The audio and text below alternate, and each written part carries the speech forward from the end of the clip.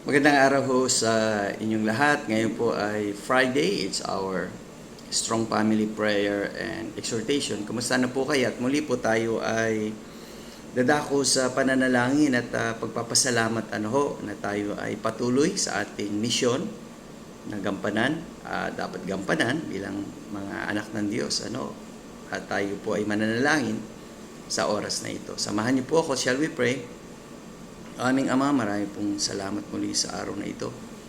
Pagpalain niyo po ang pamilyang Pilipino na sila ay makakilala sa inyo. Naging kanilang Panginoon at tagapagligtas si Jesucristo.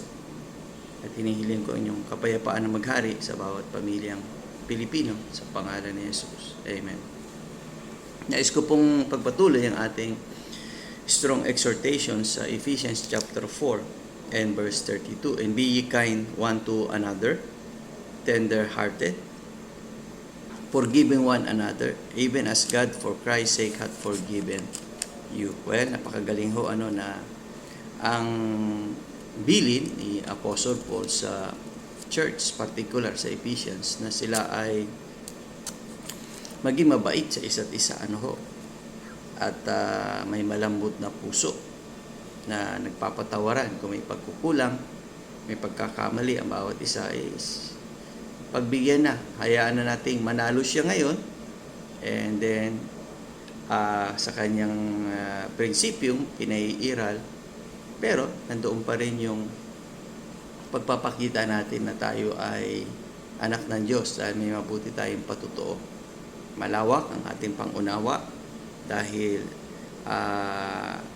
maging gaya ng Diyos. Alang-alang kay Kristo ay pinatawad tayo.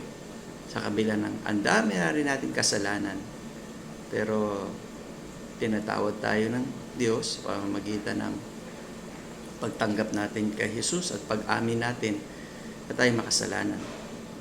At kailangan natin tumalikod sa ating maling gawi. Kaya nawa tayo ay maging matatag bilang mga anak ng Diyos na matuto tayo magpatawaran. Kung may pagkukulang, patawarin.